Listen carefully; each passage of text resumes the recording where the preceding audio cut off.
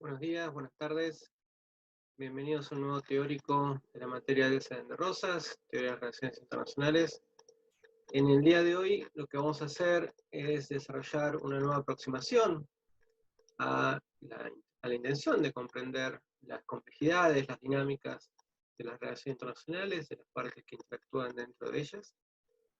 Y a diferencia de muchas de las aproximaciones previas que fuimos viendo en las distintas clases, lo que vamos a intentar visualizar el día de hoy es lo que sería conocido como la escuela inglesa.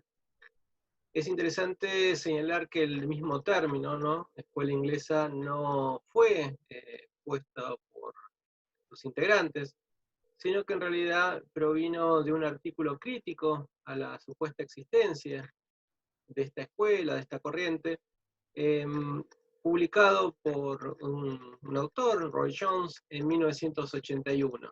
En ese artículo él llamaba a cerrar la discusión y la misma escuela como tal. Entonces, vamos a hablar de un grupo bastante heterogéneo de personas que van a buscar combinar, ¿no?, elementos provenientes de distintas corrientes de una manera bastante original, sobre todo para su tiempo, ¿no?, antecediendo en varias décadas a lo que sería el cuarto debate. Entonces, la escuela inglesa podríamos decir que tiene su origen en el Comité Británico para la Teoría de la Política Internacional. El mismo fue financiado en sus primeros años por la Fundación Rockefeller, ¿no? Perteneciente a esa familia tan rica e influyente en los Estados Unidos. Ese comité británico buscaba replicar una experiencia que se estaba dando en Estados Unidos, en la cual la Fundación Rockefeller financiaba a teóricos como Waltz, como Morgenthau y como varios otros, generalmente identificados con la corriente realista, y en este caso quisieron hacer lo mismo en la madre patria, si se quiere, los Estados Unidos, que era Inglaterra. Ahora bien, este comité británico va a estar compuesto no solamente por británicos o no solamente por ingleses. De hecho, su figura principal fue australiano, fue Bull. Y después, otro elemento que sumó a la heterogeneidad a la que hicimos referencia al inicio de esta clase, es que la formación, las experiencias, las ocupaciones principales de sus integrantes también divergían, ¿no? Había funcionarios, por ejemplo, del Tesoro, ¿no?, del Ministerio de Economía, digamos, británico. Había diplomáticos, ¿no? Por ejemplo, Adam Watson fue embajador británico en la época de Fidel Castro, en los primeros años, ahí en la primera parte de la década del 60. Después sí, teníamos muchos profesores que se dedicaban principalmente o exclusivamente a veces a esa ocupación. Entonces va a ser un grupo bastante heterogéneo a nivel de formación y a nivel, digamos, metodológico. Van a aportar una aproximación pluralista, ¿no?, tradicionalista, ¿no? Pensemos en la década del 50, digamos, en la evolución de la teoría de relaciones internacionales, se estaba viviendo el segundo debate, ¿no?, el choque, ¿no?, la divergencia entre lo que había imperado hasta ese entonces, que era la aproximación tradicionalista, ¿no?, basada en la reflexión, en la historia, en el derecho, en la sociología, etc. Y la nueva aproximación cientificista, ¿no?, aquella que buscaba aplicar herramientas provenientes de las ciencias naturales, de las ciencias exactas, a las ciencias sociales, ¿no?, la comprensión en este caso de las relaciones internacionales.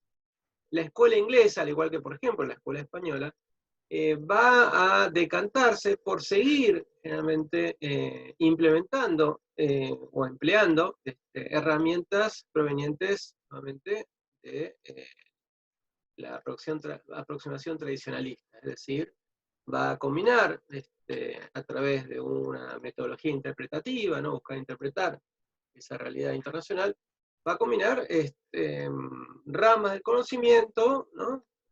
Distintas ciencias como la historia diplomática, el derecho internacional, la sociología, la filosofía. Así que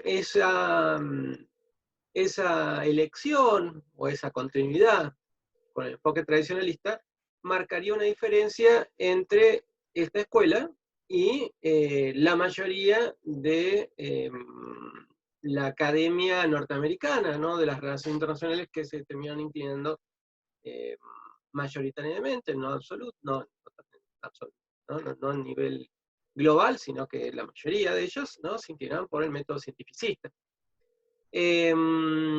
Otra diferencia que podemos encontrar entre la escuela inglesa y la academia norteamericana, o al menos parte de ella, es que van a ver a las relaciones internacionales como separadas, ¿no? de la ciencia política, ¿no? Como una rama distinta de conocimiento que ameritaba ser considerada por sí misma, no como parte de la ciencia política. Pensemos, por ejemplo, en la Argentina, que encontramos, ¿no? Esas diferencias a la hora de pensar a la ciencia política de relaciones internacionales con universidades, donde las relaciones internacionales son estudiadas dentro de la ciencia política, como por ejemplo la Universidad de Buenos Aires, con otras que, por el contrario, ¿no? Tienen carreras separadas, más allá de contar con una base común bastante importante, ¿no? Pensemos en, bueno, la Universidad de Salvador, la Universidad de Itela, Universidad de San Andrés, y muchas otras. Son vistas de manera separadas. Esta escuela británica, o esta escuela inglesa, más en particular, en detalle, también recibió otros nombres, como realismo liberal, como racionalismo, a la hora de pensar las relaciones internacionales, como grotianismo o como institucionalismo británico. Pero sin lugar a dudas, ¿no? Escuela inglesa es el término por el cual se tiende a conocer, a comprender esta corriente en particular. Como dijimos, ¿no? El Comité Británico va a empezar a funcionar ahí en enero del 59, ¿no? Sobre todo liderados por Herbert Butterfield. Butterfield sería campo de manteca, pero bueno, mejor dejemos los nombres en su idioma original, si no, yo que soy Eduardo Díaz debería ser Eduardo Ten, si hablara en inglés.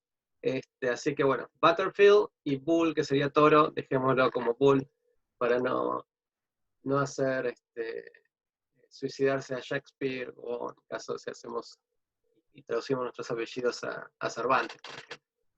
Entonces, ¿no? Bajo el liderazgo de Butterfield, un grupo nuevamente heterogéneo, en su formación, en sus experiencias y en sus aproximaciones, va a ir reuniéndose 2, 3 veces por año, generalmente fin de semana, a debatir, ¿no? Sobre relaciones internacionales y del clima y comer escones, ¿no? Cosas que hacen los ingleses a veces, pero tratando, ¿no? de aportar al conocimiento de las relaciones internacionales.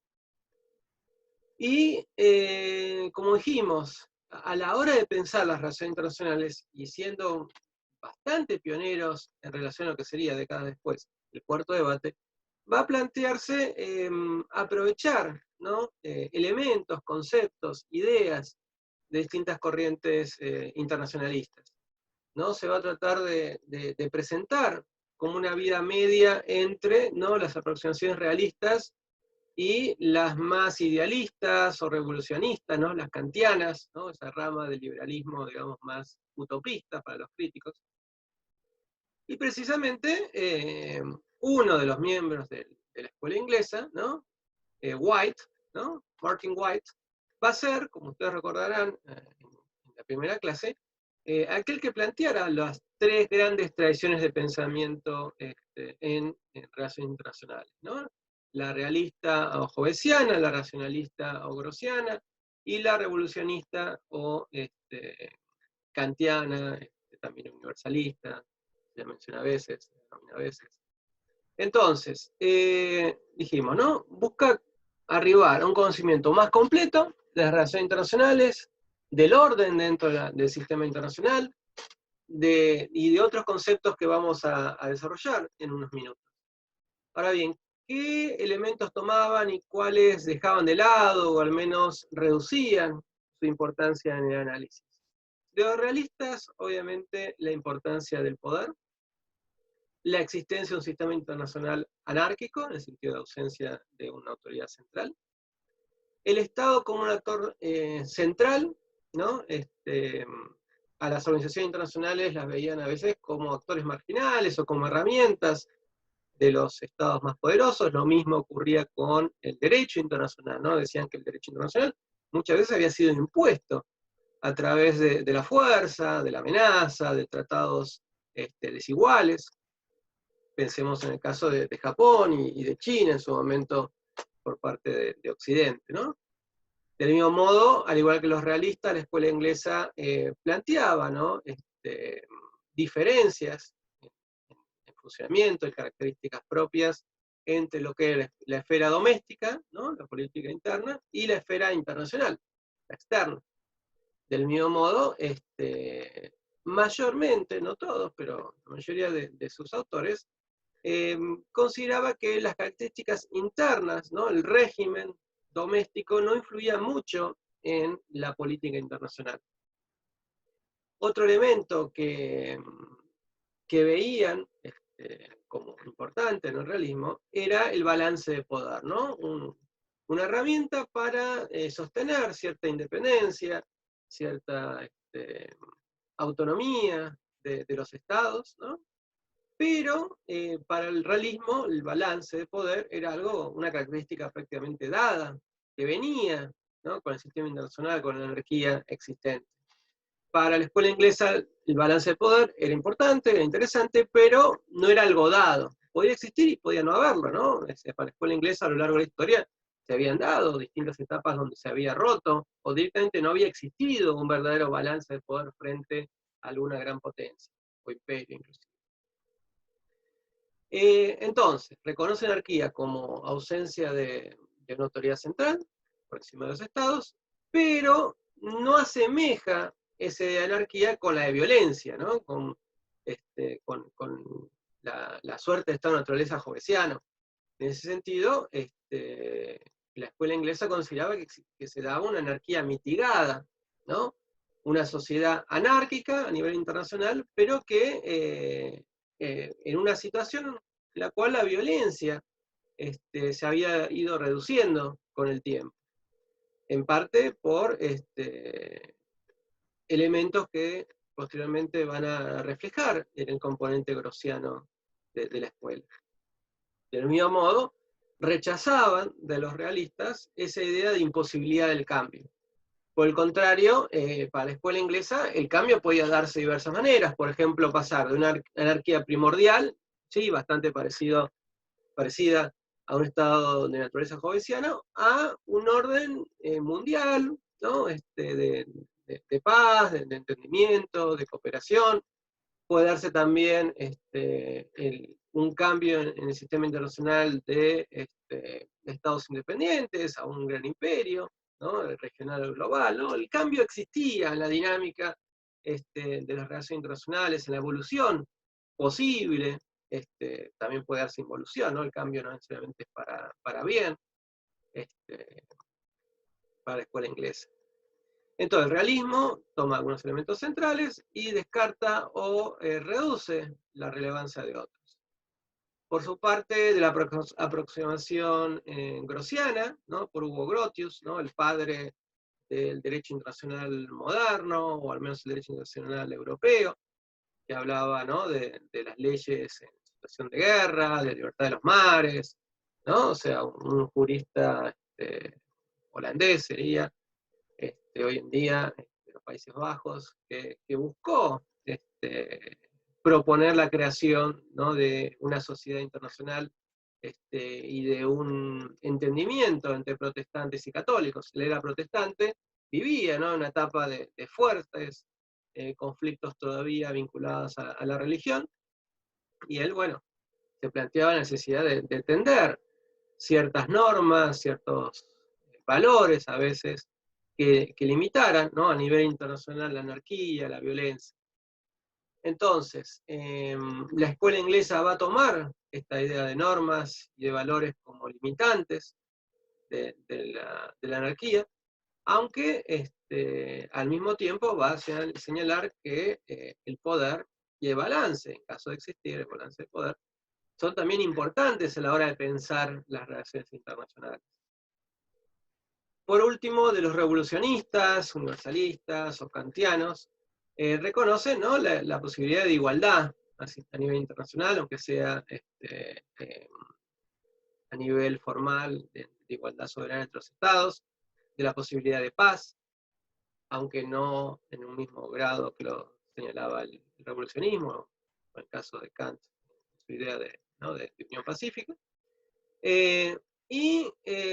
Rescatan, a diferencia del realismo, la importancia del individuo, ¿no? El individuo es importante dentro de las relaciones internacionales. Ahora bien, ¿no?, para el revolucionismo el individuo es el actor fundamental, es la base de cualquier colectivo humano, ¿no?, de una familia, de un partido, de una clase, de un Estado. Para la escuela inglesa no es así, o sea, el individuo es importante, debe considerar, pero no es el actor central. El actor central es el Estado. Ahora bien, dentro de esos individuos, la atención debe enfocarse no en todos y todas, sino en aquellas personas que son los responsables, ¿no?, principales a la hora de pensar, de implementar una política a nivel doméstico e internacional, es decir, los gobernantes o las gobernantes, ¿no? Los estadistas, fantástico, bueno, todos estadistas, pero no siempre es así, como sabemos. ¿Por qué? Porque esas personas, ¿no?, las estadistas o los estadistas, tienen un rol fundamental, ¿no?, a la hora del comportamiento de los estados, y sus ideas, ¿no?, sus valores, sus percepciones sobre, bueno, cuáles deben ser los objetivos de sus estados, cómo debe ser su relación con otros estados semejantes, son muy importantes a la hora de entender las complejidades de las relaciones internacionales. Al mismo tiempo, para la escuela inglesa, esos estadistas tenían tres grandes responsabilidades. La primera responsabilidad era con su propio estado, con su población, ¿no? Por ejemplo, hacer respetar sus derechos, cumplir en todo caso con sus obligaciones, defender sus propiedades. Después tendría una responsabilidad en lo ateniente a la protección, el respeto de los derechos y responsabilidades de otros estados. Y por último, tendría también un compromiso, ¿cierto?, en lo que se refiere a aquellas responsabilidades y aquellos derechos, sobre todo, más derechos que responsabilidades, de lo que sería la humanidad en su conjunto. Es decir, una persona a cargo de un Estado tiene que encontrar ese equilibrio entre lo que son la defensa de los derechos propios, la defensa y respeto de los derechos de otros Estados, y la defensa y el respeto de, ¿no?, los derechos universales, cosmopolitas, humanos en general. Obviamente, muchas veces es difícil ese equilibrio, y del mismo modo, en reiteradas ocasiones, la búsqueda de hacer respetar ciertos principios lleva a la violación de otros, ¿no? Por ejemplo, una persona a cargo de un Estado que busque, no sé, crear un gran polo industrial para favorecer la creación de empleos para su propia población, puede estar a través de un gran polo industrial, sin lugar a dudas, incentivando una mayor contaminación. Esa contaminación puede afectar a un estado vecino o puede afectar la contaminación global del planeta. Entonces, ¿cómo hacemos? No desarrollamos una industria porque si no estamos afectando a otros países y afectamos, ¿no?, el calentamiento global, el deterioro del medio ambiente, pero al hacer eso, cuarto, ¿no?, el desarrollo de mi propio pueblo.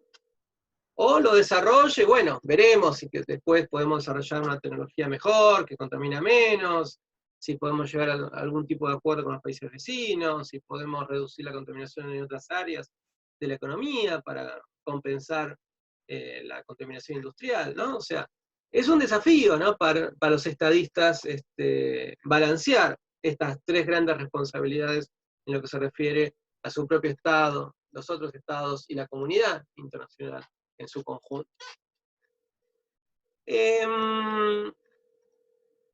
Entonces, ¿no?, aprovecha distintas corrientes, se plantean una vía media, ¿no? Generalmente son tres pilares, pero el pilar, ¿no?, principal donde se para es el grossiano, el pilar grossiano, el pilar racionalista. Después, veremos, la escuela inglesa tiene desde ese pilar una rama más hacia el realismo, ¿no?, una rama más hobbesiana, si se quiere, y otra más cercana al revolucionista, ¿no?, al revolucionismo, ¿no?, que apunta a esos derechos humanos o universales que supuestamente existirían en la sociedad internacional. Entonces, importancia del poder, ¿no? El poder establece una jerarquía en el sistema internacional. Importancia, ¿no?, de las normas para limitar la anarquía, los entendimientos, e importancia del individuo. Y acá vemos, por ejemplo, cómo las Naciones Unidas reflejan, ¿no?, la convivencia de estas realidades, ¿no? El Consejo de Seguridad, con 5 miembros permanentes, con derecho al veto, obviamente demuestran que no todos los estados son iguales a nivel capacidades de poder. Por otro lado, la Asamblea General, donde todos los países tienen un voto, demostraría el elemento más igualitario, ¿no?, más democrático, si se quiere, en las relaciones internacionales.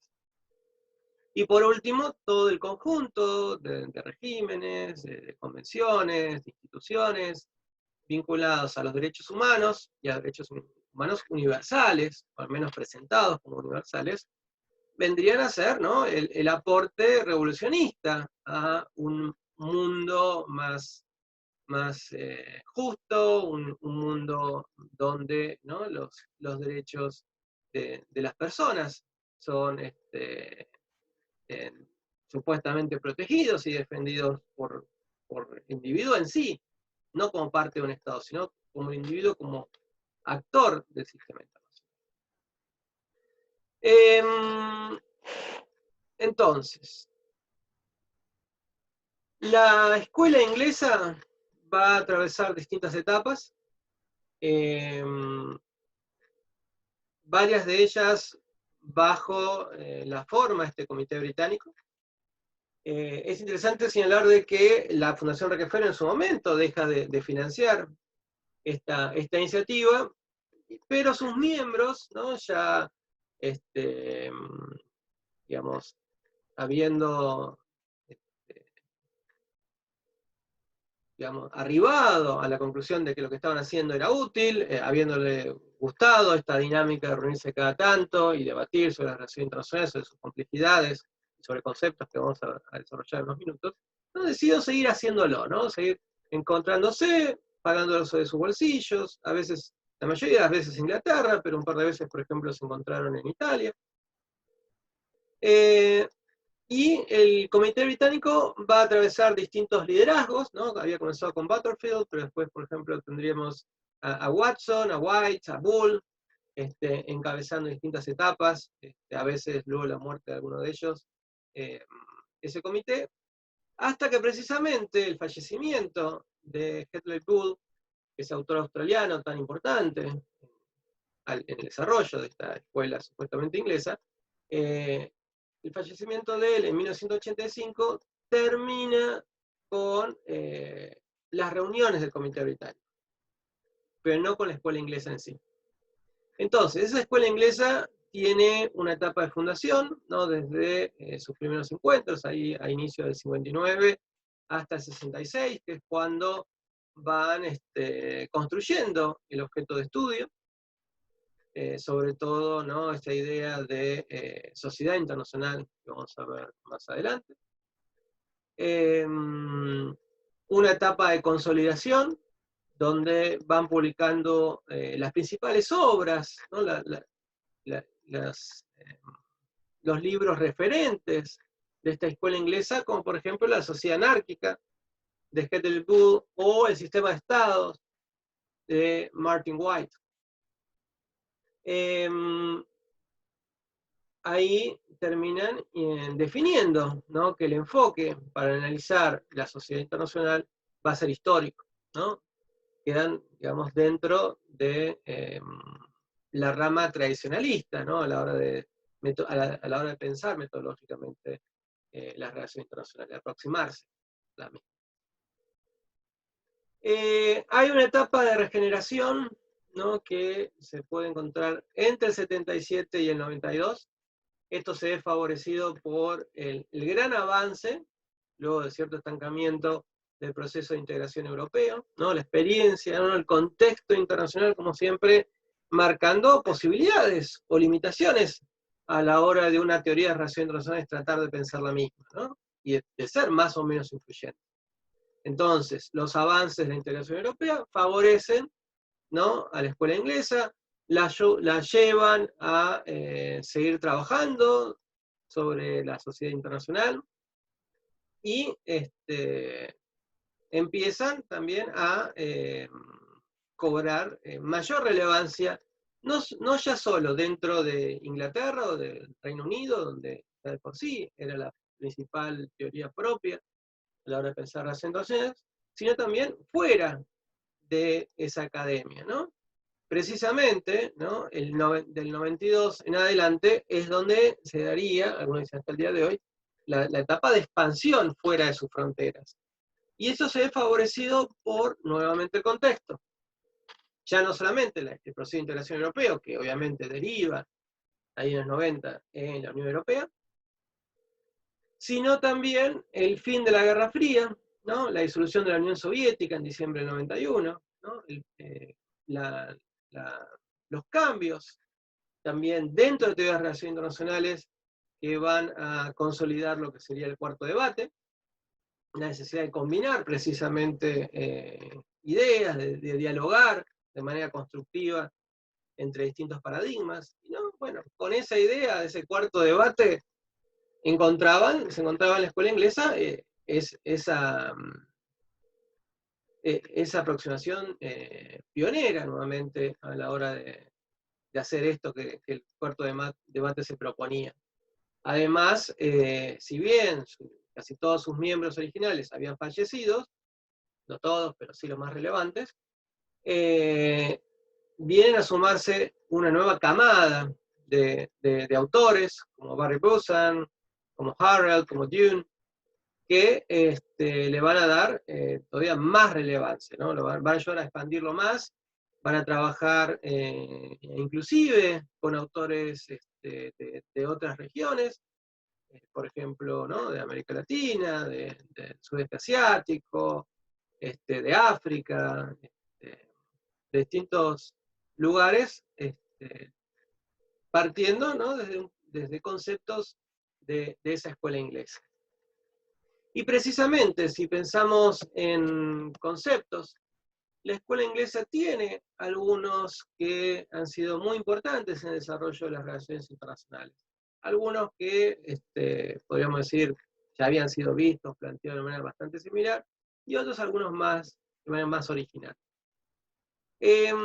Conceptos relevantes a la hora de pensar las relaciones internacionales para la escuela inglesa, podríamos mencionar el sistema internacional, que es un sistema de Estado que se forma cuando dos o más unidades políticas de este tipo, ¿no?, unidades estatales, tienen suficiente contacto entre ellas, o sea, toman en cuenta la existencia de otros estados y que ellos afectan, los toman en consideración a la hora de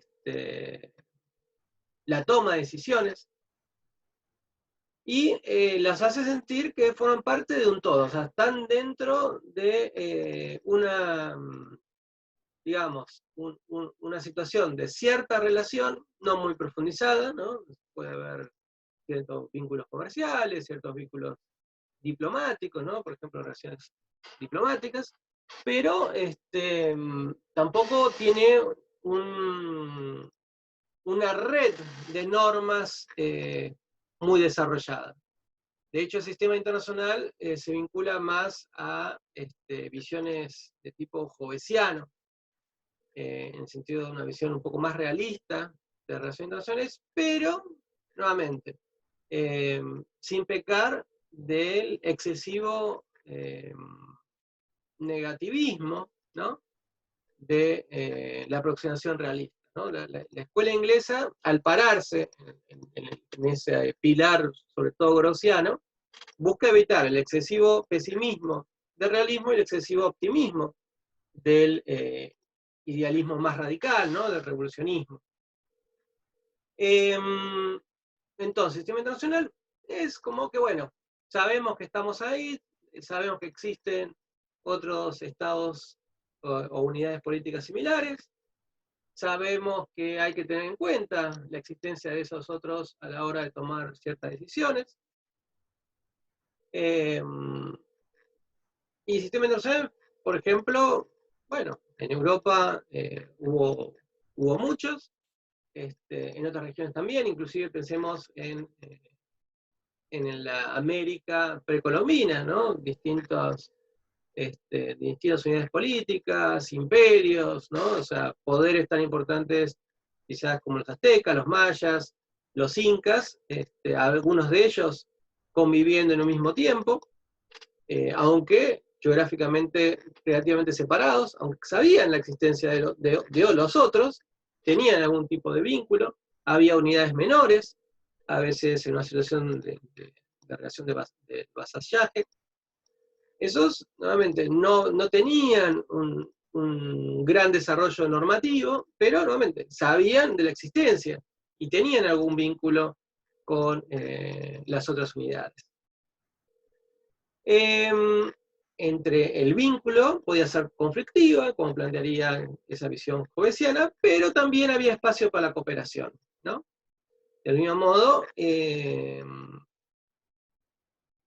equilibrio, el balance de poder, no era una característica definitoria, y no lo es, de un sistema internacional. Podía haber y podía no haber, ¿no? A ver, los grandes imperios, al menos en ciertas etapas, generalmente no tenían un equilibrio de poder respecto a otros estados del vecindario, ¿no?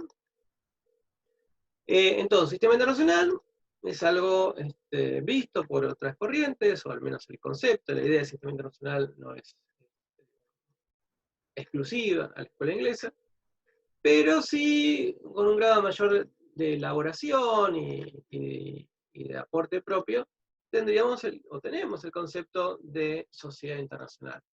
Para Bull, la misma existe cuando un grupo de estados conscientes de intereses y valores comunes forman una sociedad en el sentido de que se consideran unidos por una serie de normas comunes que regulan sus relaciones y de que colaboran en el funcionamiento de instituciones comunes. Entonces, Bull habla de que los intereses y los valores comunes son fundamentales, al menos en esa definición. Después ustedes van a ver, a la hora de leer el texto sobre la anarquía, ¿no? La sociedad anárquica de Bull, que Bull en realidad decía que la sociedad internacional no requería necesariamente la existencia de una afinidad cultural, ¿no? de valores morales compartidos. Para Bull, de hecho, las sociedades internacionales surgían mayormente por interés, ¿no? Con un objetivo, una meta utilitarista, si se quiere. Pero bueno, ya vamos a ver que precisamente esa idea de si las sociedades surgen por valores y o por intereses, es una cuestión que produjo divisiones dentro de la escuela inglesa.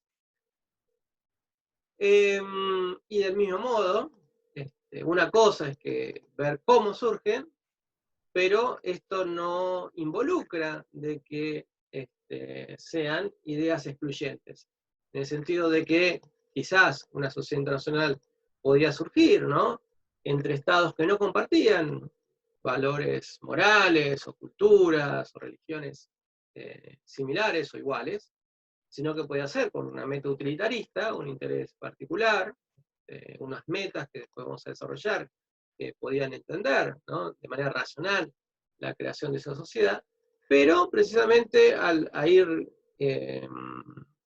nutriendo a esos vínculos entre los estados de más normas, de más intereses, podían ir desarrollando cierta idea de valores morales compartidos.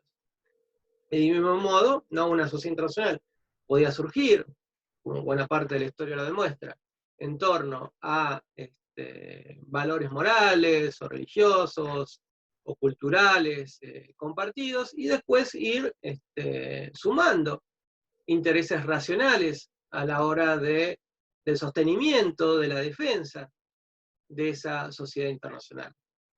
Entonces, ese concepto está más vinculado a la visión grossiana y requiere para su creación, para su surgimiento en la sociedad internacional, un sistema internacional preexistente, ¿no? Sistema internacional, ¿no?, hay cierto conocimiento del otro, cierta vinculación, no mucho más, pero después, ¿no?, a partir de ese sistema internacional, se podría, no necesariamente, pero se podría desarrollar una sociedad internacional. Ejemplos que se plantean a lo largo de la historia, y ustedes pueden profundizarlos también en el texto, podrían ser las ciudades-estado griegas, los estados guerreros chinos, la sociedad internacional cristiana, ¿no?, entre el siglo XV y XVII, la sociedad internacional europea, siglos XVIII al XIX, y a través, ¿no?, de la expansión del poder europeo, ese sistema mundial, ¿no?, abarcativo del globo, que vemos en el siglo XX y que continuaría hasta el día de hoy. Ahora bien, la creación de sociedades internacionales no involucra la desaparición de sistemas internacionales, ¿no? Puede haber un sistema internacional global, y dentro de ese sistema internacional global, sociedades internacionales regionales, ¿no? Como algunos de estos ejemplos históricos lo demuestran, como por ejemplo América del Sur, o quizás, siendo más optimistas y generosos, América Latina, podría ser una sociedad internacional regional que exista dentro de un sistema internacional global.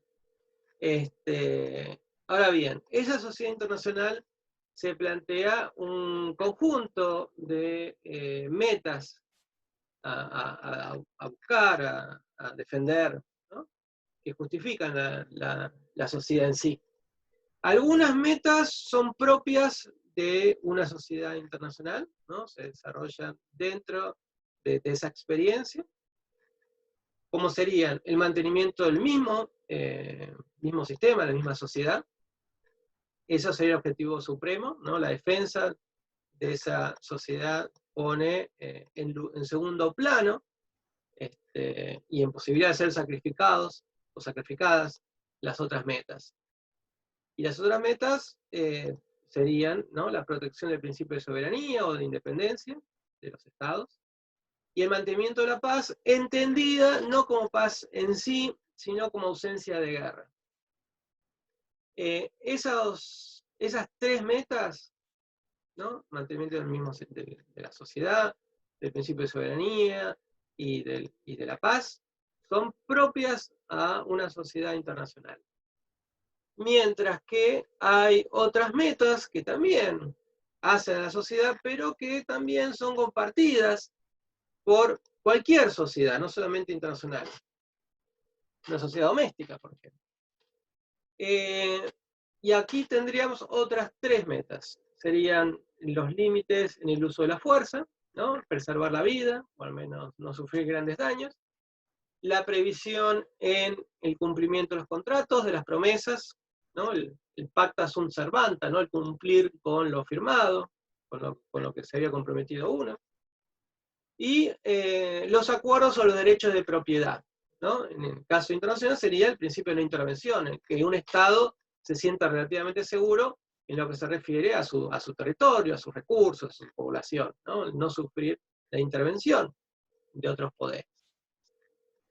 En una sociedad internacional, este principio de no intervención está, digamos, de manera más fuerte que en un sistema internacional donde la violencia, el conflicto y la violación de la soberanía, el principio de no intervención son más recurrentes. Por último, y también original o aportado por la escuela inglesa, tenemos lo que algunos de sus propios autores denominaron un concepto cenicienta, ¿no? Por la fábula, ¿no? Por el cuento de Cenicienta, ¿no? Alguien que era pobre y que después conseguiría, bueno, ya vieron la historia de Cenicienta probablemente, si no búsquenla, vean alguna película, pero hace referencia a que no es un concepto muy desarrollado, es un concepto un poco pobre, que requiere más trabajo.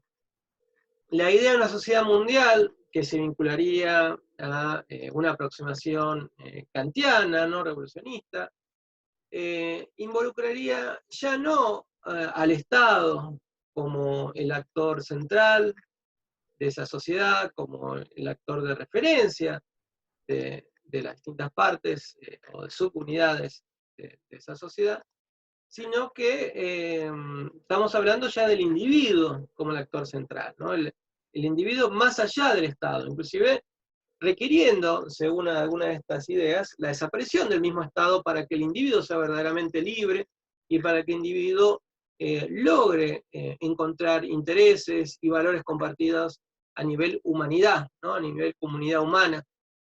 Por eso ahí en el texto yo empleo ¿no? Algunas líneas de la canción de Imagina de John Lennon, ¿no? Imagina la gente, ¿no? Viviendo en paz, ¿no? Viviendo sin Estado, ¿no? Viviendo felices. Pero bueno, esta sociedad mundial, algunos autores de la escuela inglesa dicen que bueno, que podemos encontrar algunos elementos por detrás de la sociedad internacional, quizás la importancia otorgada cada vez más a los derechos humanos, al derecho humanitario, a la responsabilidad de proteger a las poblaciones civiles. Pero, por ejemplo, para Bull era una idea y algo que todavía no se observaba en la realidad, ¿no? Es algo que no tiene, es un concepto que no tiene tanto desarrollo, que es propio de esta escuela, pero que todavía le falta mayor aporte para poder encontrar mayor asidero en la realidad y mayor capacidad de influenciar en la teoría de las relaciones internacionales. Entonces, la sociedad, el sistema y la sociedad internacionales existen dentro o gracias a cierto orden. Para Bull, un orden internacional es la pauta de actividad acorde con los fines elementales o primarios de la sociedad internacional.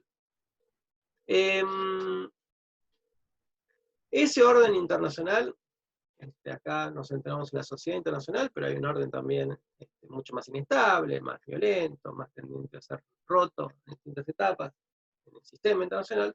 Pero este orden internacional que vamos a desarrollar se vincula más a la idea de sociedad internacional. Y para Bull, ¿no? El orden internacional surge de una combinación, ¿no? De hechos contingentes, hechos fortuitos que pueden darse, que son posibles, que a veces no son previstos, del interés compartido con los fines elementales de la sociedad, ¿no? Que ya los vimos acá, los objetivos básicos, las metas, la sociedad internacional como sociedad en sí, y también por ser una sociedad como tal, no solamente internacional, de las normas que dictan comportamientos acordes con estos fines, por ejemplo, el principio normativo internacional, ¿no?, el que figura la sociedad internacional como algo central que amerita ser defendido, o defendida de la sociedad. Norma de coexistencia, ¿no? O sea, ciertos límites a cómo poder comportarse, valga la redundancia, dentro de esa sociedad. Normas de regulación de la cooperación, cómo debe ser la misma. Y también es consecuencia de ese orden, no solamente de hechos contingentes, no solamente de interés compartido, no solamente de normas, sino también de instituciones, ¿no? A las instituciones Bull las ve como las reglas del juego, ¿no? Como un conjunto de costumbres y prácticas diseñadas para la concreción de fines compartidos. Esas instituciones contribuyen a que estas normas, a las que hicimos referencia previamente, sean efectivas. ¿Y cuáles instituciones enumera Bull como importantes? Después otros autores de la escuela inglesa más recientes, más contemporáneos a nosotros, marcarían otros, pero ya que estamos analizando a Bull, limitémonos a esa contribución. Bull enumera el sistema de las grandes potencias, y las grandes potencias tienen como misión principal defender el orden, defender la sociedad en sí, ¿no?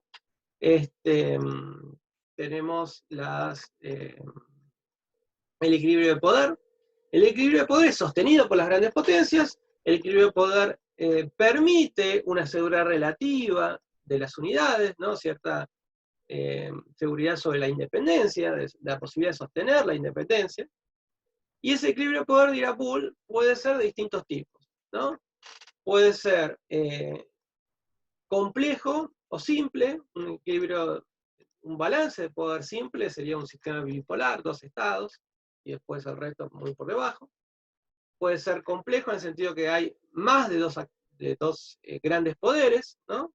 Con tres o más. Puede ser un equilibrio, un balance de poder general, supongamos el de la Guerra Fría, o más local, India-Pakistán, o en ciertas etapas de la historia, Argentina-Brasil, Argentina-Chile. Puede ser objetivo, ¿no? Realmente un verdadero equilibrio de poder, sustentado en capacidades, en recursos que poseen las dos o más potencias que hacen a ese equilibrio, ese balance. O puede ser subjetivo, se puede creer que hay cierto equilibrio de poder, pero en realidad una de las potencias es mucho más poderosa que la otra.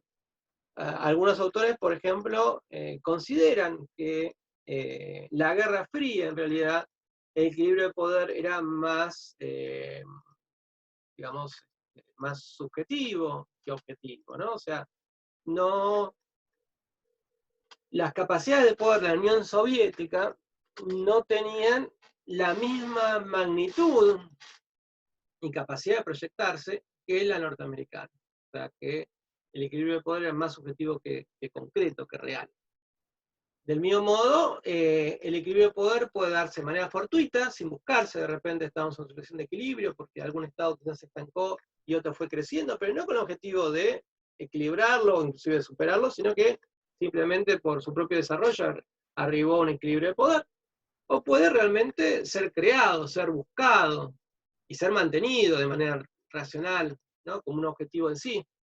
Gran Bretaña, por ejemplo, durante varios siglos, del concierto europeo, del sistema internacional o sociedad internacional, depende de qué elemento tomemos, europeo, Gran Bretaña muchas veces buscó crear equilibrio de poder en Europa para evitar el surgimiento de alguna hegemonía que pudiera amenazar a su propio país.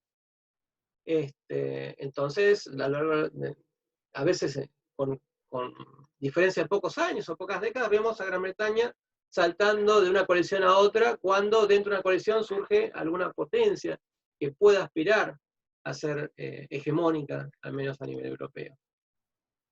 Entonces, el equilibrio de poder tiene distintas formas. La guerra, aunque parezca extraña, para Bull también es una institución que ayuda al sostenimiento, ¿no? Del orden y de la sociedad en sí.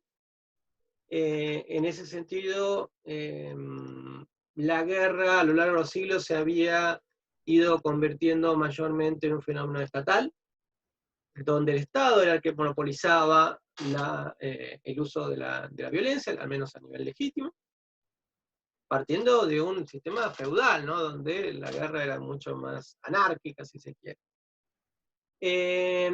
Sin embargo, ya para cuando Bull estaba maduro como teórico de las relaciones internacionales, ya cuando Bull estaba publicando diversos textos, incluyendo el que ustedes tienen, observaba que en parte por la limitación que imponían las grandes potencias, en parte por la disuasión nuclear, ¿no? El equilibrio del terror, ¿no? Generado por las armas nucleares, los conflictos, ¿no? Violentos que se observaban en el sistema o la sociedad internacionales eran más de conflictos civiles, ¿no? Conflictos internos a los estados, más que guerras interestatales, ¿no? En conflictos intraestatales, los que veía Bull. Entonces, la guerra, si bien se había consolidado como una institución, estaba en proceso de probablemente cambiar. Otras dos instituciones que hacen el sostenimiento del orden y de la sociedad en sí, y que pueden ser más fácilmente reconocidas como tales, ¿no? por su finalidad, serían el derecho internacional y la diplomacia. ¿No? La diplomacia busca, ¿no? Resolver, negociar diferencias, conflictos, para evitar que sean violentos o, en caso de haberse desatado un conflicto violento, para tratar de arribar a alguna situación de estabilidad, de paz, de resolución de esos conflictos. El derecho internacional a veces ayuda a esa diplomacia, pero nuevamente, para Bull, el derecho internacional muchas veces había surgido, se había consolidado por medio de la violencia, de la presión, de la coerción, de la imposición, ¿no? Por ejemplo, los tratados desiguales que potencias europeas habían impuesto sobre Japón o sobre China. En ese sentido, Bull, a lo largo de sus escritos, tendió a alertar sobre esa arrogancia occidental de imponer sus valores a otras sociedades, muchas veces por la violencia o por la amenaza de la misma. Él hablaba, ¿no? de la creciente resistencia del tercer mundo, por ejemplo, hacia Occidente, ¿no? Y a sus instituciones. O al menos algunas de ellas, como por ejemplo el derecho internacional, los supuestos derechos fundamentales para todas las personas que en realidad eran aproximaciones occidentales, que no necesariamente se aplicaban a otras realidades, a otras culturas. Y en parte vinculado a esta última idea, ¿no? El derecho internacional, la imposición de valores de unos a otros, podemos encontrar en la obra de Bull un elemento muy interesante, ¿no? Porque también hace referencia a una cuestión muy actual, ¿no? Que es el debate entre orden y justicia, ¿no? Él dirá, bueno, orden, más o menos podemos ponernos de acuerdo, distintas sociedades sobre qué es un orden, ¿no? Asemejándolo con cierta estabilidad. Ciertos principios fundamentales, pero justicia, dirá, involucra una definición abstracta, ¿no? O sea, lo que es justo para una persona puede ser injusta para otra, y eso inclusive a veces viviendo dentro del mismo estado. Pensemos cuestiones que a veces dividen a sociedades, por ejemplo la Argentina, en cuestión del aborto, ¿no? Para algunas personas, para algunos de ustedes, el derecho al aborto puede ser un derecho fundamental para una mujer de decidir sobre el curso, ¿no? de su embarazo. Para otras personas, eso sería injusto, y lo justo sería que, bueno, proteger el derecho de la persona no nata, ¿no? Del feto. Ambas partes consideran que sus reclamos son justos. Entonces, y eso se explica por la subjetividad de la justicia en sí. Y lo mismo podemos hacer o aplicar a cuestiones como, por ejemplo, el rol de la mujer, el rol de las minorías sexuales, el rol, ¿no?, de la familia. Para algunas sociedades, para algunas culturas, existen cierta idea de lo que es justo en referencia a eso, a esas áreas, a esos grupos, ¿no?, sexuales, étnicos, etc. Y para otras culturas tienen otras definiciones muy distintas, a veces radicalmente opuestas, sobre qué sería justo en relación a esos grupos. Entonces, Bull alerta, ¿no?, sobre el caer en visiones simplistas sobre qué es la justicia internacional. Y por eso llama generalmente a priorizar el orden. Esto lo vamos a ver en la próxima filmina, de hecho, porque es algo que divide a la escuela inglesa y que obviamente lo podemos ver en el día a día, ¿no?, que es justicia, ¿no?, también a veces que es orden, ¿no? A la hora de pensar en la justicia, Bull dirá de que podemos encontrar una justicia internacional que hace referencia a los derechos, por ejemplo, de los estados, de Estado propio y de otros estados. Una justicia humana, vinculada, ¿no?, a los supuestos derechos humanos. De momento, los derechos humanos, quizás para nosotros, para nosotras, para nuestra sociedad, puede haber cierta base común, porque nuevamente un derecho humano puede ser el derecho al aborto, y para otro el derecho humano es la protección del feto, de la persona no nacida todavía. Entonces, a veces los derechos humanos varían dentro de la misma sociedad, y obviamente varían esos derechos humanos entre distintas sociedades. Y después tenemos los derechos mundiales, ¿no?, la justicia mundial más bien, que se referiría a también los derechos que son buenos para el planeta, ¿no?, lo que es justo para el planeta. Quizás, volviendo a la responsabilidad de los estadistas, el derecho a un ambiente limpio, ¿no? Pero bueno, también a veces hay que ponerse de acuerdo qué grado de derecho es, cómo lograr la concreción de ese derecho. Es más difícil, ¿no? O sea, entre orden y justicia, Bull se inclina, y otros, pero no todos los integrantes de la escuela inglesa se inclinan por el orden, y dentro de las distintas posibles justicias también aspira a, en pos de una mayor estabilidad de ese orden, a centrarse en la justicia internacional, a los derechos, en todo caso, de los estados. Más allá de que las últimas décadas demuestran un avance, o el último siglo si quieren, muestran un avance progresivo en lo que se refiere a la justicia humana o la justicia mundial. Aunque bueno, obviamente son derechos más polémicos y donde podemos encontrar más diferencias en función, ¿no?, de las ideas, de las culturas, de los intereses de las distintas personas y de las distintas sociedades, de los distintos estados, etc.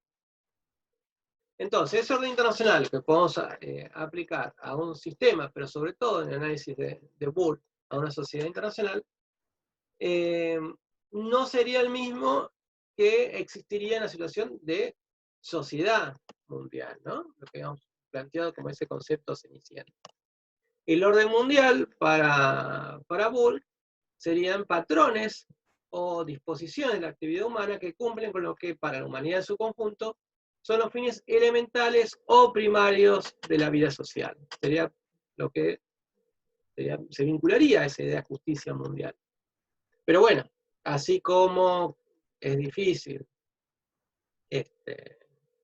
encontrar una sociedad mundial, al menos consolidada como tal, un orden mundial es también difícil de alcanzar, ¿no? Como una justicia mundial, porque uno dice, bueno, pero los valores o los derechos fundamentales están reconocidos por las Naciones Unidas. Sí, las Naciones Unidas definieron una declaración, varias cartas, varios tratados, convenciones que hacen al régimen global de los derechos humanos. Pero en realidad, ¿no? La mayoría de esos instrumentos fundamentales en el campo de los derechos humanos fueron creados en los primeros años de existencia de las Naciones Unidas. Y por ejemplo, la Carta, ¿no?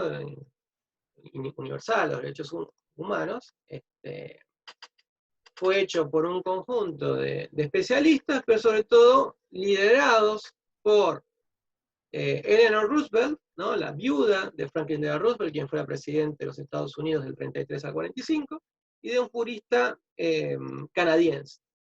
Del mismo modo, cuando se crean las Naciones Unidas, el grupo geográfico más importante dentro de la misma eran los países latinoamericanos, que coincidían en muchas de sus instituciones políticas y de sus normas legales con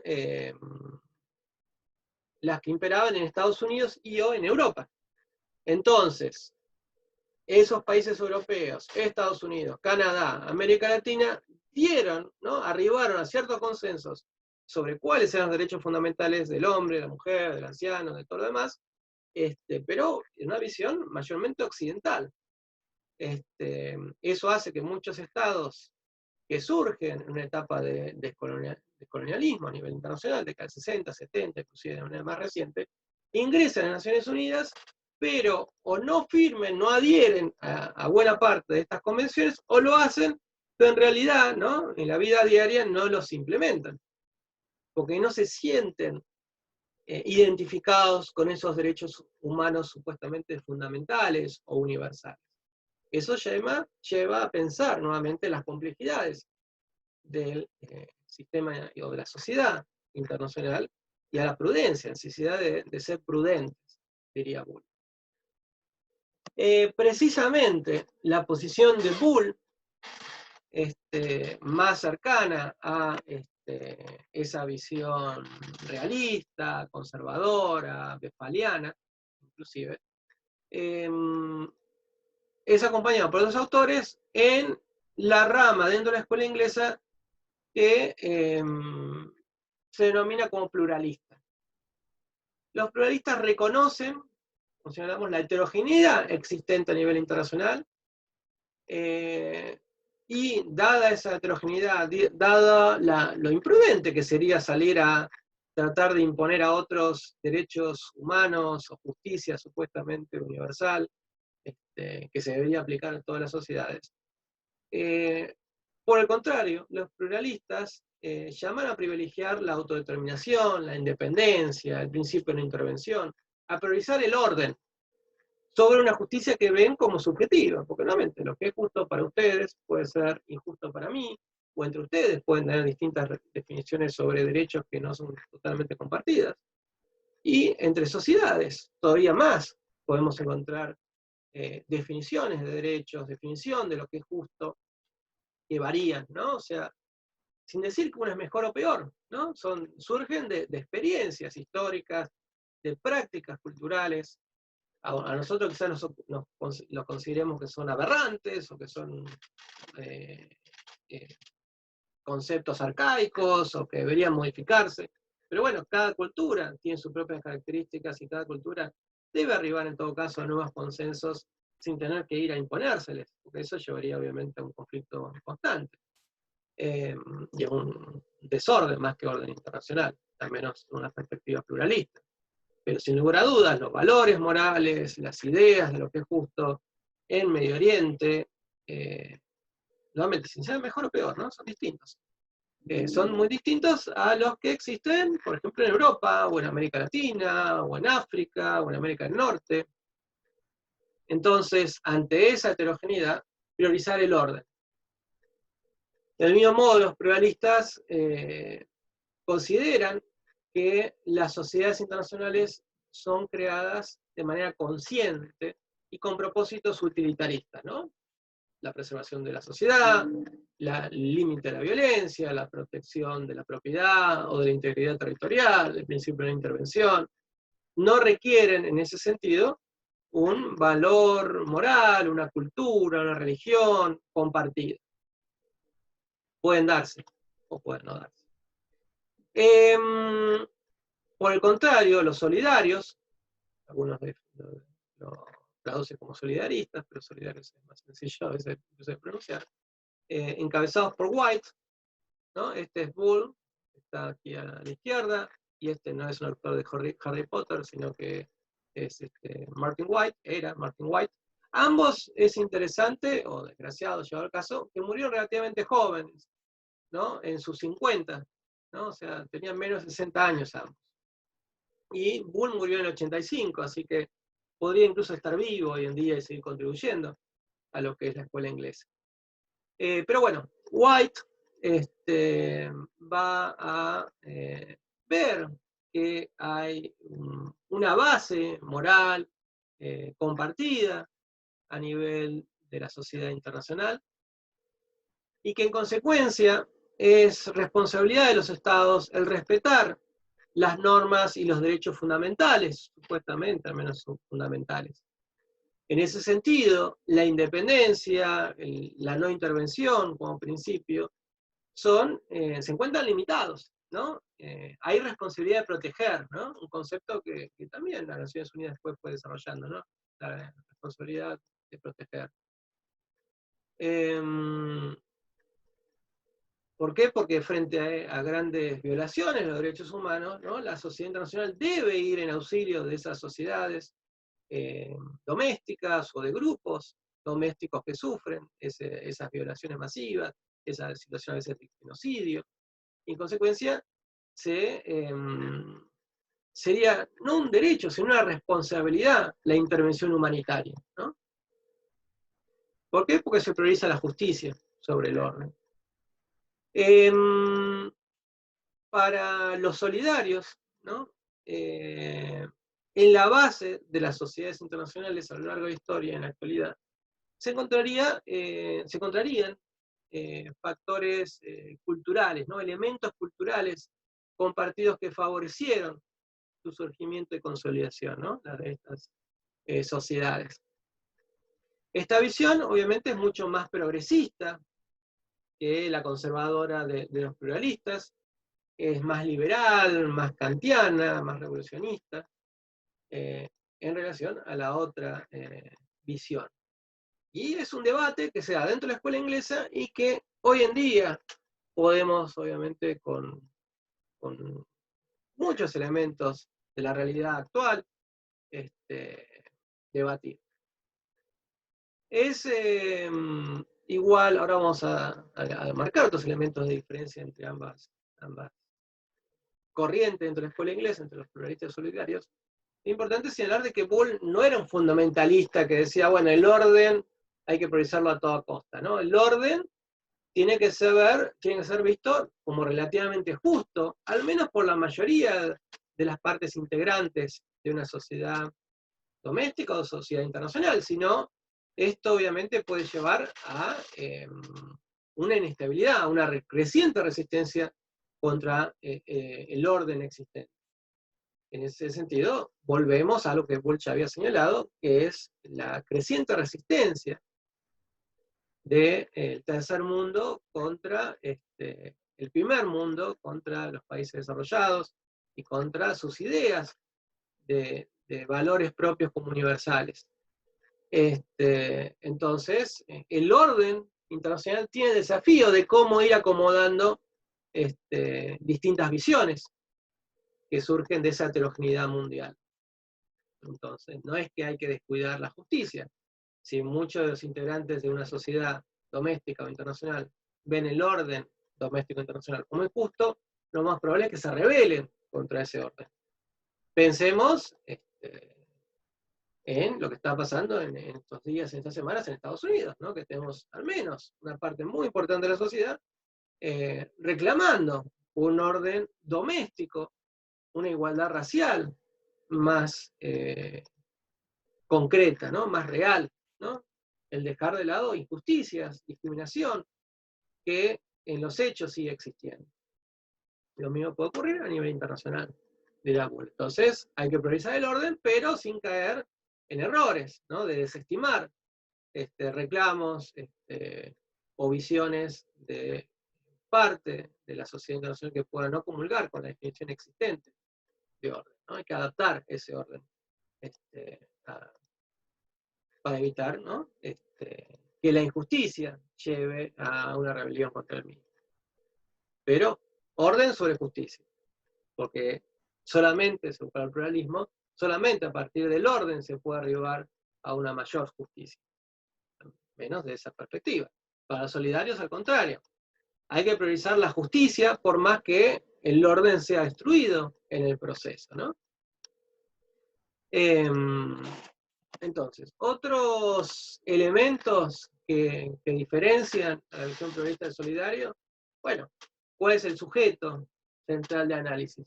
Para la visión pluralista y para la mayoría de la escuela inglesa, los estados. Para la visión solidaria se incluyen los individuos. Bueno, la idea organizacional, una es particularista, otra es universalista, aproximación normativa, una comunitaria, otra más cosmopolita, ¿no? Más basada en la aproximación revolucionista de Kant. El concepto de la sociedad internacional para Bull y los realistas es contractual, es funcional, es utilitaria, ¿no? Se piensa, es racional, surge con objetivos concretos. Para la visión solidaria, como ya señalamos, tiene un elemento cultural, civilizacional muy importante. Eso permite, ¿no?, el compartir una cultura, ciertos valores, priorizar precisamente la justicia, ¿no?, los derechos de los individuos, llama a la necesidad de protegerlos, a intervenir inclusive en caso de violencia masiva contra esos derechos y contra esos individuos. Hay diferencias en torno al concepto de soberanía, hasta dónde puede alcanzar, con qué grado de profundidad y complejidad podemos encontrar en una sociedad internacional, mucho más estrecha en la visión pluralista que la solidaria, donde es amplia. Dónde o entre qué actores encontramos el derecho internacional, cuál debe ser la base para la seguridad, ¿no? Son diferencias importantes dentro de la escuela inglesa entre dos ramas. Pero, nuevamente, no es que son excluyentes, ¿no? O sea, como dijimos, una sociedad internacional puede surgir con fines utilitaristas e ir desarrollando con el tiempo ciertos valores morales compartidos, y a la inversa, ¿no? O sea, una sociedad puede surgir en torno a elementos culturales, una religión, por ejemplo, y después ir, ¿no? O sea, nos juntamos porque somos familia, pero después ir desarrollando ciertas ideas utilitaristas, ¿no? Bueno, nos juntamos y ya que estamos juntos, ¿por qué no aprovechamos para hacer esto, esto, esto y esto? Se desarrolla un interés, no solamente los valores para sostener esa sociedad internacional con un origen cultural. Entonces, no son debates excluyentes, pueden complementarse. Dijimos entonces que la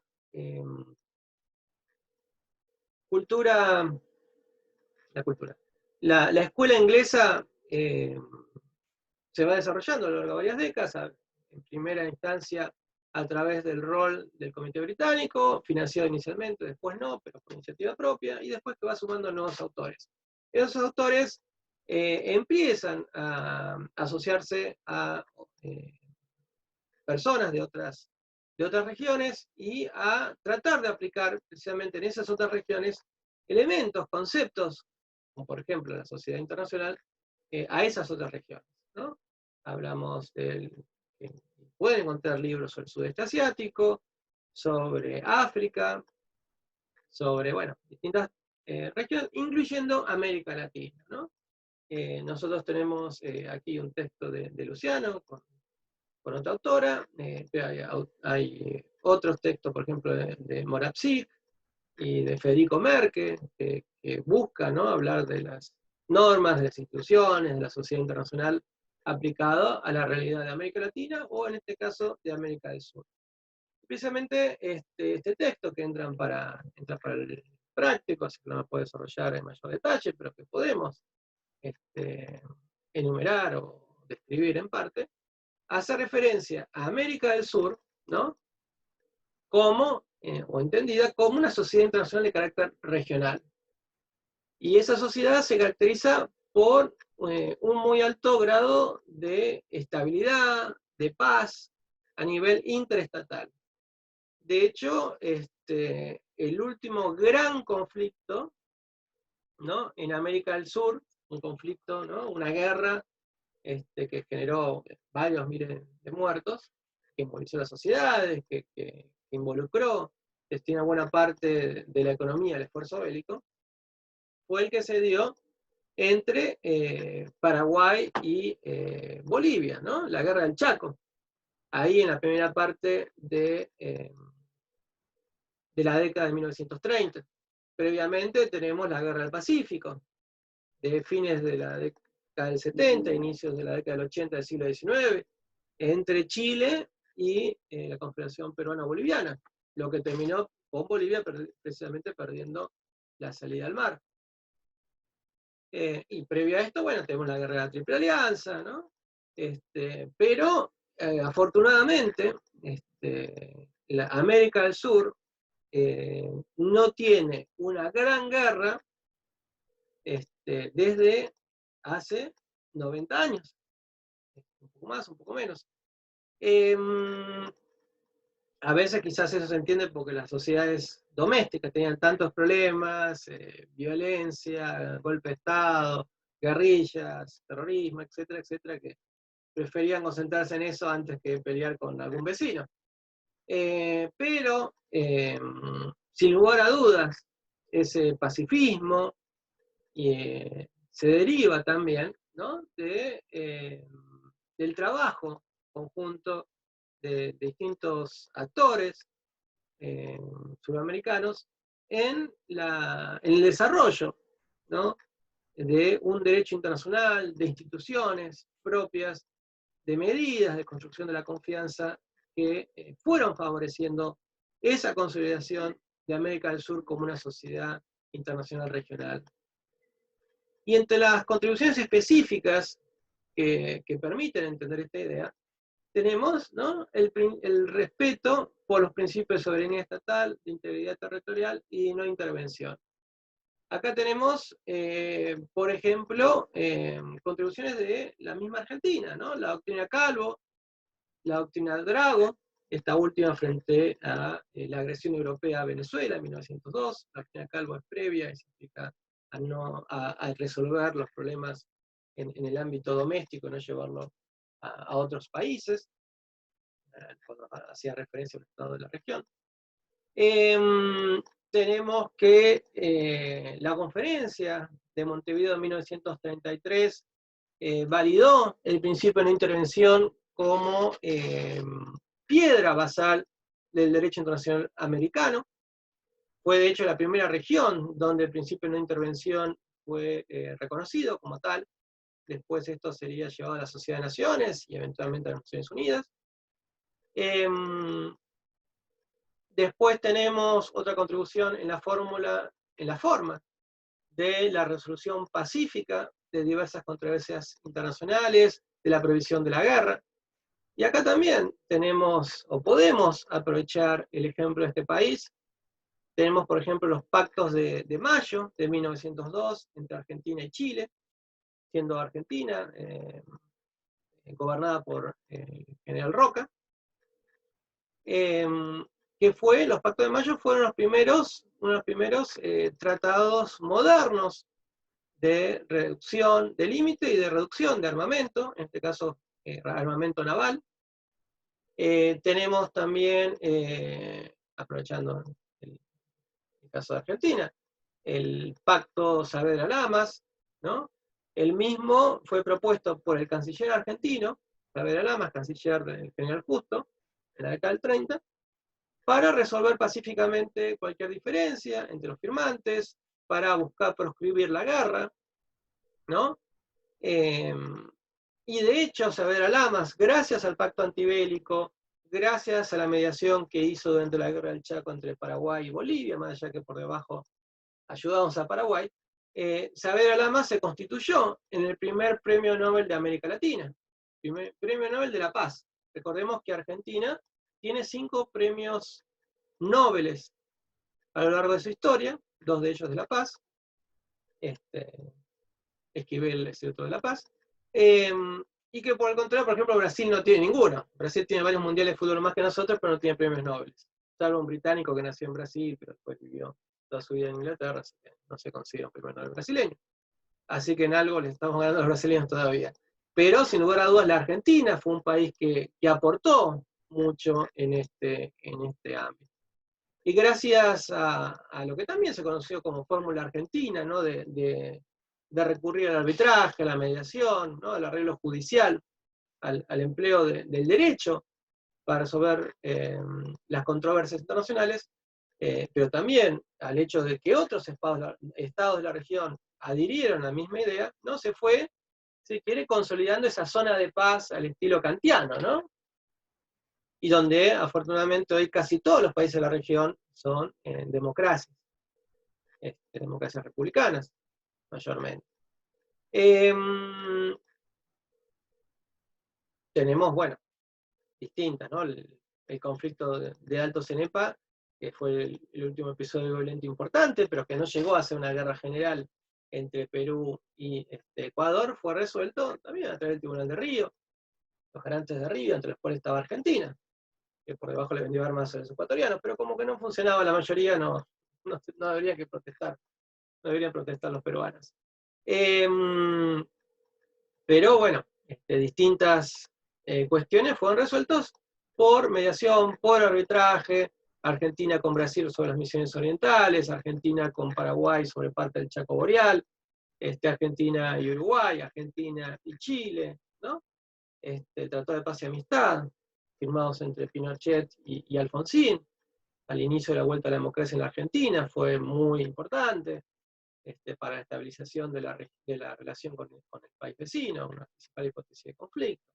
Entonces, eso fue un rasgo, una característica, el juridicismo, ¿no? Que no hizo solamente la Argentina, sino que también fue llevado a cabo por otros países y permitió, ¿no?, ser uno de los elementos que constituyó a América del Sur como una sociedad internacional, como una zona pacífica. Otra contribución que podemos observar en la región es el control de armamentos, ¿no? Ahí hicimos referencia ya a los pactos de Mayo, involucró deshacernos de armamento naval. De hecho, 2 buques que estaban siendo construidos para la Argentina en Europa fueron vendidos a los japoneses, por ejemplo, y utilizados por los japoneses para derrotar a los rusos en la guerra ruso-japonesa de 1904-1905.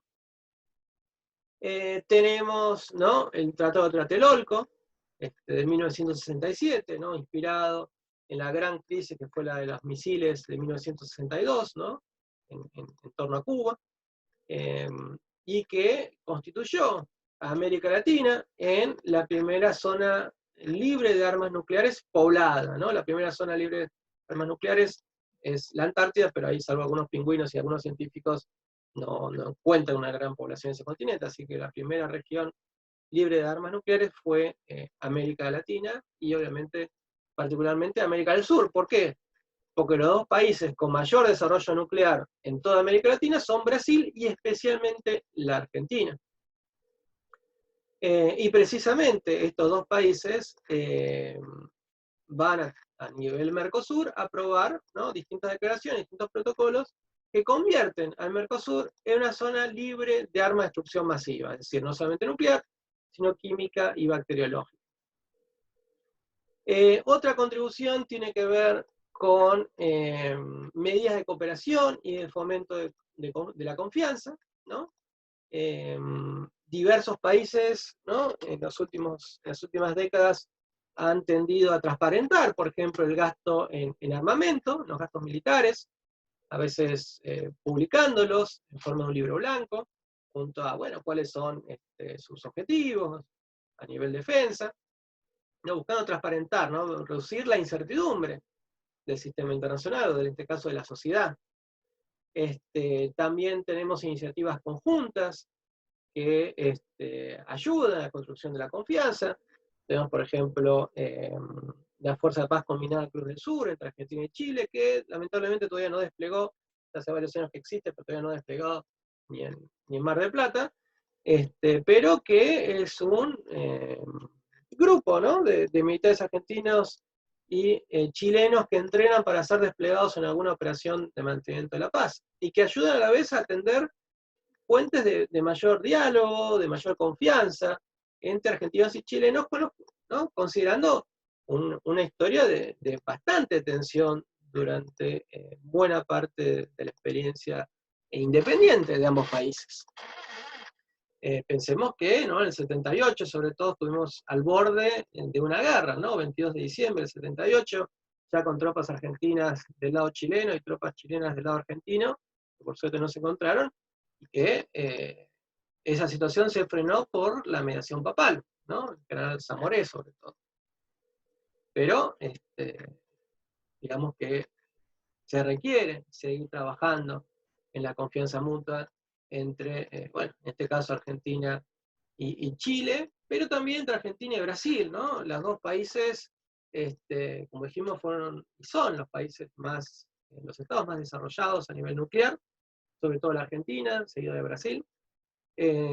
Durante décadas sospecharon, ¿no?, sobre las intenciones finales u ocultas de los respectivos programas nucleares, hasta que, iniciado por Alfonsín, que invitó a su contraparte, a Sarney, a visitar la planta de enriquecimiento de uranio en Picanilleu, a visitar otras instalaciones nucleares argentinas, y siendo respondido de la misma manera por Sarney, ¿no?, se fue tendiendo una mayor transparencia, una mayor confianza en el otro.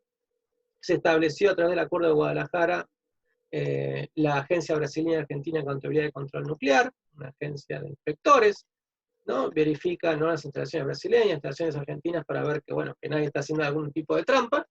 Y eso, sin lugar a dudas, ayudó a la confianza, a la estabilidad de la relación, inclusive ese avance en un área tan sensible como la nuclear. Muchos autores y autoras lo encuentran, la encuentran, esa cooperación, ese avance, como una piedra basal del proceso de integración, ¿no?, como una piedra fundamental en la construcción de lo que sería inicialmente, bueno, el Mercosur, y después otras iniciativas con mayor o menor éxito como la UNASUR. Por último, tenemos que América del Sur, tradicionalmente, históricamente, ha demostrado un importante compromiso con esquemas de seguridad colectiva e iniciativas multilaterales de cooperación y concertación regional. Y esto casi desde el principio, ¿no? O sea, el proceso de independencia en América Latina, y aunque sea en América del Sur, involucró realmente la división de las unidades administrativas españolas, ¿no? Por ejemplo, la fragmentación de los diversos virreinatos. Y ante esta situación, bueno, Bolívar, más allá de querer ser el líder de todo, invitó a los estados a reunirse en Panamá, que en ese entonces era una provincia de la Gran Colombia, ¿no?, una unidad territorial que involucraba a, bueno, lo que hoy en día es Colombia, Venezuela, Colombia, Ecuador, para debatir sobre la posibilidad de una asamblea supranacional, de un derecho propio, de un ejército común, ¿no?, de un sistema de seguridad colectiva. Lamentablemente, el tratado final, el acuerdo final, solamente fue firmado por la Gran Colombia, así que no es que tuvo gran éxito. La Argentina además no sospechaba de Bolívar, no quería encontrarse bajo su liderazgo, otros países no enviaron representantes. Brasil, pensemos Brasil en 1826, era un imperio que además practicaba la esclavitud, ¿no? El proceso de revolución en, en Brasil fue conservador, ¿no? Fue antirrepublicano. Era un imperio, y sostenido en la esclavitud hasta fines del siglo XIX. Entonces, medio que Brasil querían dejarlo afuera, obviamente, de este nuevo ordenamiento regional. Pero bueno, el Congreso de Panamá, o sea, a los pocos años ya de culminadas las guerras de independencia, marcan cómo la región tenía cierto interés, con dificultades para cristalizarlo, en parte por la diferencia entre los estados, a veces incluyendo diferencias limítrofes, ¿no? Territoriales. Pero vamos a ver, ustedes lo pueden ver en ese texto, lo pueden analizar en la historia, con otros libros, ¿no? Vamos a ver que hay distintas iniciativas durante el siglo XIX, tenemos, ¿no? Reuniones en Lima, tenemos idea de tratado continental, ¿no? Frente a el posible avance de intereses de otras potencias, llámese potencias europeas, llámese los mismos Estados Unidos, ¿no? La región preocupada por trabajar a través de esquemas de seguridad colectiva para hacer frente a amenazas externas. Del mismo modo, tenemos, y ahora sí, encabezados por Estados Unidos, las conferencias panamericanas. La primera tuvo lugar en 1889-90, y en la misma ya se hablaba, ¿no? De una unión continental, una unión aduanera, la creación de una oficina comercial, que sería después la Unión Panamericana, la base de la OEA inclusive. El mecanismo de consultas, ¿no? Por ejemplo, las reuniones de consulta de cancilleres, que se empiezan a desarrollar frente a, o en un contexto histórico cada vez más turbulento en el sistema internacional, ¿no? La década del 30, ¿no? La guerra civil española, ¿no?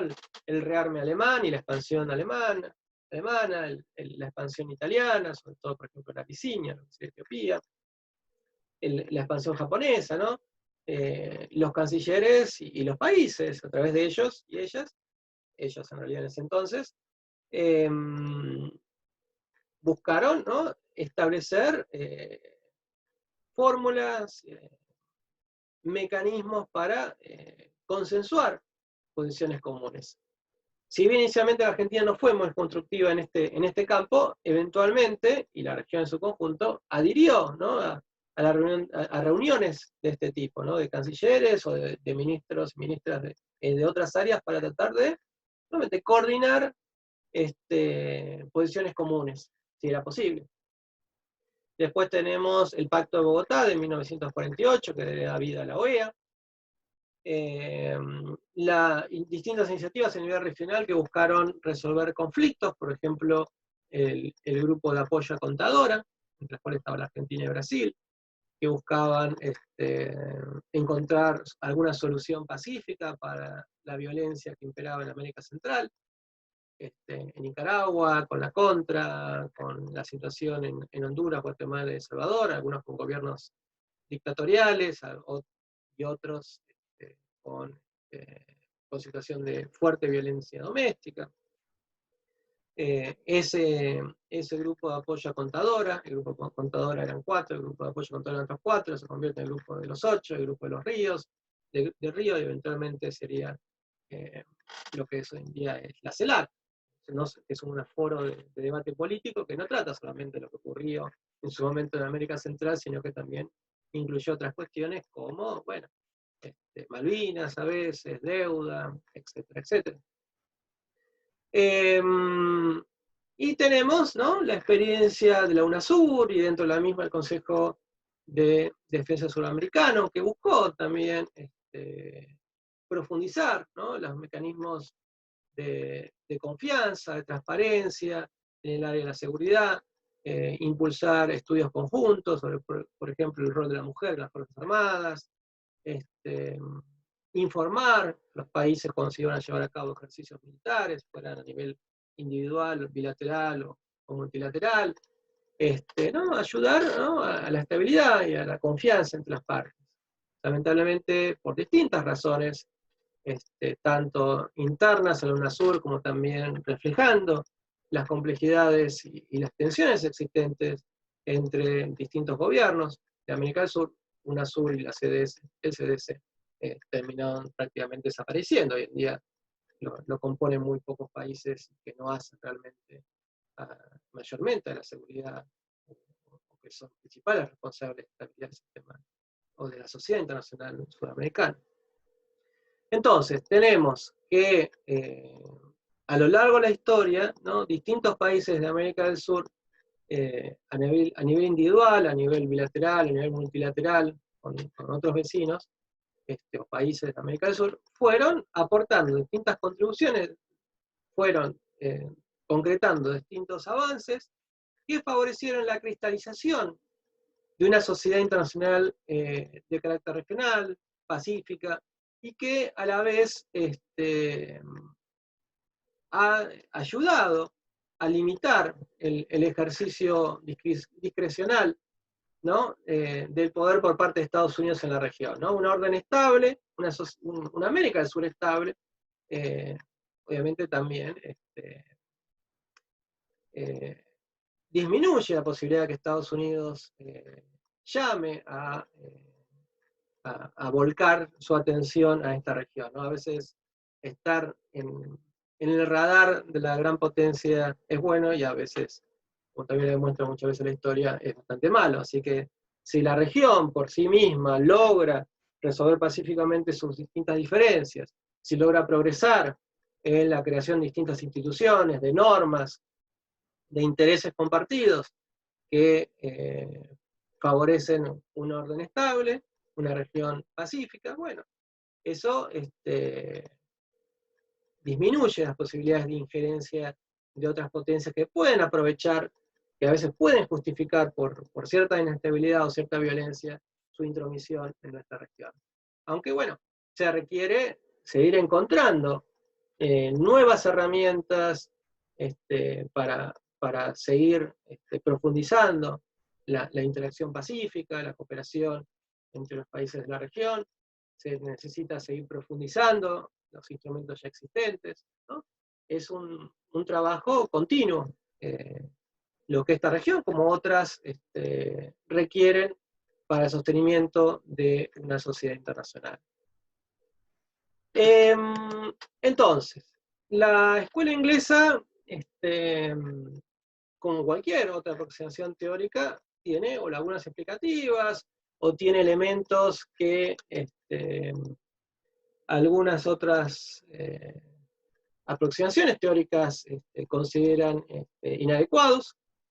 En ese sentido, entre las críticas que podemos encontrar en la escuela inglesa, se hallan la supuesta poca claridad a la hora de plantear algunos de sus conceptos. Por ejemplo, entre sistema internacional y sociedad internacional, algunos autores consideran de que estamos hablando de lo mismo, ¿no? No se ve claramente una división tan tajante, y en ese sentido la única diferencia entre un sistema y una sociedad sería un mayor grado de interacción, pero estaríamos hablando de las mismas unidades, trabajando bajo los mismos intereses,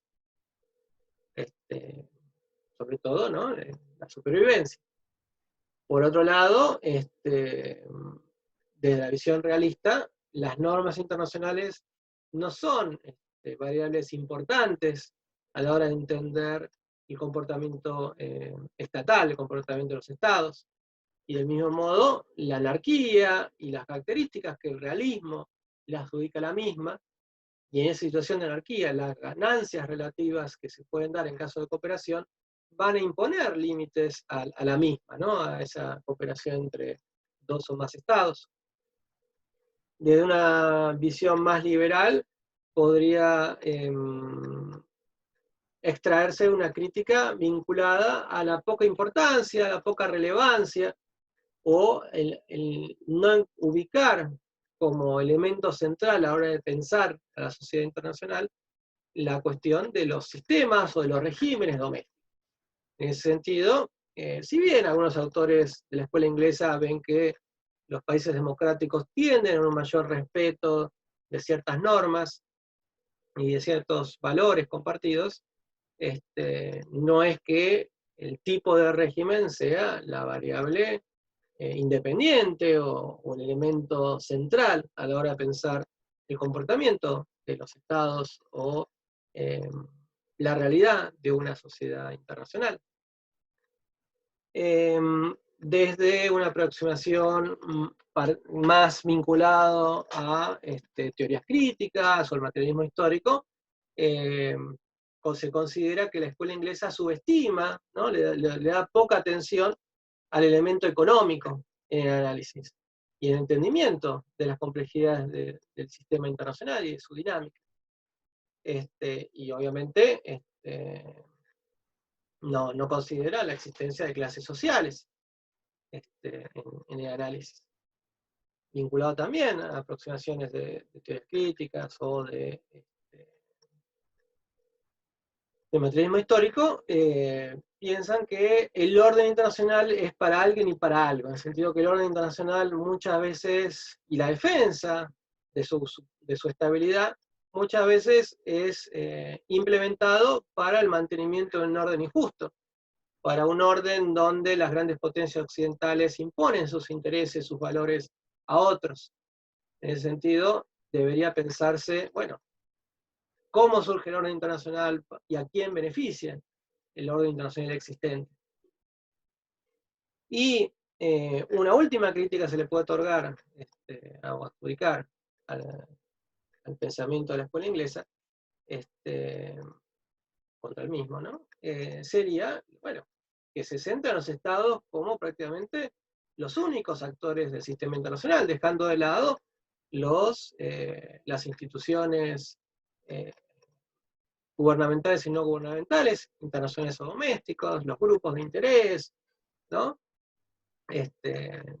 No considera los canales múltiples que conectan sociedades, como diría alguien de la interferencia compleja. Entonces, esa visión excesivamente estadocéntrica o estatocéntrica nos deja fuera del análisis y de la visión de la escuela inglesa buena parte de la complejidad del sistema internacional que viene, ¿no? del accionar, de los intereses de empresas, de grupos de interés, de organizaciones gubernamentales y no gubernamentales internacionales, ¿no? Estas son críticas que se le pueden encontrar a la escuela inglesa, como se pueden encontrar críticas a cualquier visión, porque son visiones parciales, inclusive esta que busca juntar conceptos, ideas de distintas corrientes, ¿no? Ninguna te va a cubrir todos los elementos que hacen la complejidad del sistema o de la sociedad internacional. Se requiere, por eso, siempre estar abierto a seguir sumando variables y elementos en análisis para tener una visión lo más abarcativa posible. Pero bueno, más allá de estas críticas, ¿no? La escuela inglesa es una aproximación relevante. Si recordamos el texto de Edward Carr sobre la crisis de los 20 años, ¿no? Él, más allá que se lo encolumna más del campo realista, decía que una teoría, ¿no?, de las relaciones internacionales debía evitar, ¿no?, la esterilidad del realismo y la ingenuidad, ¿no?, del idealismo. Y precisamente, ¿no?, la escuela inglesa, con esa idea de sumar enfoques, disciplinas distintas, ¿no?, aspira a eso, ¿no? O sea, evitar el excesivo pesimismo del realismo, ¿no?, la imposibilidad del cambio, las características anárquicas y de esa anarquía que planteaba esa visión, como así también el excesivo optimismo e ingenuidad del idealismo que a veces, por ejemplo, en el contexto de la década del 30 del siglo pasado, le habían hecho chocar contra la realidad, ¿no? La idea de la escuela inglesa es encontrar un punto intermedio para aprovechar elementos de distintas corrientes. Del mismo modo, la escuela inglesa aporta una perspectiva de la política mundial que evita falsas dicotomías, ¿no?, que permite pensar en la posibilidad de complementar elementos como poder y normas, como materialismo e idealismo, o sea, realismo e idealismo, sería en este caso, como anarquía y jerarquía, ¿no? Aporta ¿no? Contribuye con nuevos conceptos como la sociedad internacional, profundiza otros como sistema internacional y sobre todo orden internacional. Y a lo largo de la evolución de su pensamiento, a lo largo del análisis de sus diversas obras, ¿no? Fue analizando, durante el siglo XX inclusive, varias temáticas que constituyen al día de hoy, y probablemente por mucho tiempo más, problemas cruciales, ¿no? Del siglo XXI. Por ejemplo, ¿no? La tensión, el dilema a veces existente entre intervención humanitaria o principio de soberanía, principio de intervención, entre orden y justicia, ¿no? El estudio de la integración y la gobernanza europea y en torno a esa idea de sociedad internacional que podríamos ver precisamente en la Unión Europea. La necesidad de ser prudentes, de reconocer a veces la heterogeneidad de las sociedades internacionales, al menos para la visión pluralista, la necesidad de encontrar puentes, entendimientos entre diversas culturas para hacer un orden internacional lo más estable y que sea visto como menos injusto que otros órdenes, ¿no? Para hacer frente a la revuelta contra Occidente, al que hacía referencia Bull, pero también Watson, y que en un contexto de post-11 de septiembre encuentran el fundamentalismo islámico, ¿no? La versión más virulenta de resistencia y de choque contra Occidente, contra las instituciones, principalmente creadas por Occidente, ¿no? Contra el orden internacional liberal, diría alguno. Y por último, ¿no? La escuela inglesa se preocupó por tratar de analizar otras regiones más allá de Gran Bretaña o Europa, de analizarlas y de ver, bueno, cómo pueden aplicarse sus propios conceptos a esas dinámicas, a esas otras realidades. Entonces acá, por ejemplo, tienen un libro de Arika Kowitz sobre el impacto de las normas en la sociedad internacional, partiendo desde la experiencia de Latinoamérica, cómo la escuela inglesa puede aplicarse al sudeste asiático, cómo se puede aplicar al Medio Oriente, ¿no? O sea, poder tratar buscaron extrapolar sus propios conceptos que surgieron, obviamente, de una experiencia europea e inglesa en algunos aspectos, a otras realidades, otras regiones. Y eso, sin lugar a dudas, es algo importante a la hora de pensar las relaciones internacionales y la posibilidad de poder aplicar o no distintas corrientes a distintas realidades. Así que en síntesis, la escuela inglesa, si bien no fue o no es un paradigma central dentro de la teoría de relaciones internacionales, si bien no ha tenido la influencia que las distintas corrientes del realismo, del liberalismo, marcó, ¿no? Nuevamente una contribución significativa al pensamiento de la teoría, pionera en muchos sentidos, y en parte por esto, en el cuarto debate, vivió, digamos, una expansión y la identificación por parte de muchos autores de distintas regiones, no solamente de Europa, o de Inglaterra, o de Gran Bretaña, con esta escuela. Otra corriente teórica que en el contexto de la posguerra fría adopta una mayor relevancia es la que vamos a ver la clase que viene, que es el constructivismo. Para el constructivismo, las percepciones, ¿no? La manera de cómo uno se ve, de cómo ve al otro, y viceversa, cómo el otro lo ve a uno o a una, y cómo se ve a sí mismo, tienen una influencia determinante en el tipo de relación que se puede generar entre esas dos personas, esos dos grupos, esos dos estados, en este último caso a nivel internacional. Entonces, la semana que viene vamos a avanzar con esta otra corriente que también tiene sus divisiones, también tiene cierta heterogeneidad a la hora de su pensamiento, pero que también es relevante a la hora de pensar las relaciones internacionales y sobre todo la posibilidad de cambio, ¿no? Así que espero que puedan aprovechar los interesantes prácticos para profundizar algunos de los elementos, algunas ideas que vimos en esta clase. Y con suerte, la semana que viene nos estamos volviendo a encontrar aquí para un nuevo teórico de esta materia. Tengan una buena semana, cuídense y aprovechen, aunque sea por la ventana, el lindo día que hace.